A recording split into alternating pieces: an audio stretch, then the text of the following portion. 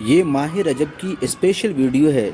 اس video میں سفر معراج کے واقعے کو ایک پروجیکٹ کی شکل میں دکھایا گیا کہ آپ علیہ الصلوۃ والسلام نے کہاں سے سفر کا آغاز کیا، کہاں آپ ٹھہرے، نماز ادا کی، پھر وہاں سے ساتوں آسمان کی سیر کیا، جنت و جہنم کو دیکھا۔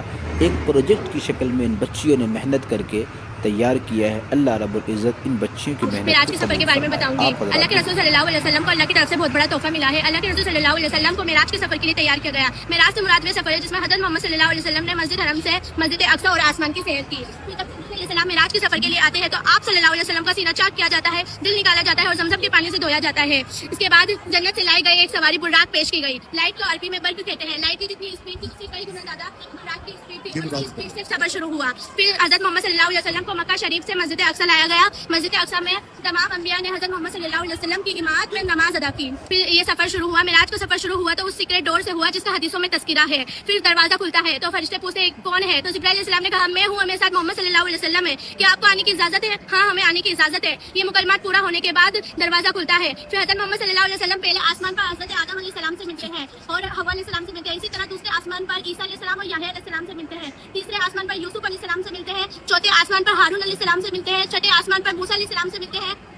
ساتویں آسمان پر ابراہیم علیہ السلام سے ملتے ہیں۔ پھر وہاں سے سدرۃ المنتہا تک پہنچتے ہیں۔ سدرۃ المنتہا ایک بیری کا پیڑ ہے جس سے 4 نہریں نکلتی ہے۔ 2 نہریں دنیا میں جاتی ہے جن کو نیل اور افرات کہا جاتا ہے۔ 2 نہریں جنت میں جاتی ہے جن کو شیزان اور ایزان کہا جاتا ہے۔ جبرائیل علیہ السلام نے کہا کہ اب میں ایک قدم بھی آگے نہیں بڑھ سکتا، اگر میں نے ایک قدم بھی آگے بڑھایا تو میرے سارے پر چل کے راکھ ہو جائیں گے۔ پھر اللہ کے رسول صلی اللہ علیہ وسلم خود بخود آگے کا راستہ طے کرتے ہیں اور وہاں سے بیت المعمود تک پہنچتے ہیں۔ بیت المعمود 7ویں آسمان پر سیدھے کعبے کے اوپر ہے جہاں فرشتے طواف کرتے ہیں۔ جیسے انسان کعبے کا طواف کرتے ہیں ویسے فرشتے بیت المعمود میں طواف کرتے ہیں۔ پھر وہاں سے آگے چل کر اللہ تعالیٰ کے حاضر ہوتے ہیں، اللہ تبارک تعالیٰ کی بارگاہ میں حاضر ہوئے تو جا کر اللہ کے نبی نے فرمایا التحیات اللہ والصلوات والطیبات، یعنی تمام قولی فعلی اور مالی عبادتیں اللہ کے لیے ہے۔ پھر اللہ کا ارشاد ہوا السلام علیکم حی النبی و رحمۃ اللہ وبرکاتہ، یعنی اے نبی آپ پر سلامتی ہو، اللہ کی رحمت اور اس کی برکت ہو۔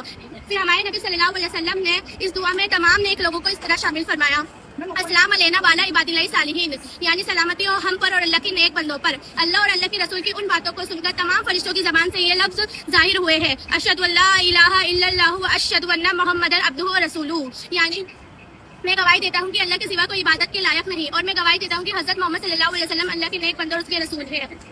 اس سے یہ معلوم ہوا ہے کہ جو اتحیات ہم نماز کی دوسری اور چوتھی رکعت میں پڑھتے ہیں وہ اصل میں 3 بڑی ہستیوں کے الفاظ ہیں۔ پھر آپ صلی اللہ علیہ وسلم کو واپس کے راستے میں جنت اور جہنم دکھائی گئی اور آپ صلی اللہ علیہ وسلم کو 5 وقت کی نماز کا تحفہ عطا کیا گیا جو ہم پر فرض ہے۔ السلام علیکم و رحمۃ اللہ وبرکاتہ۔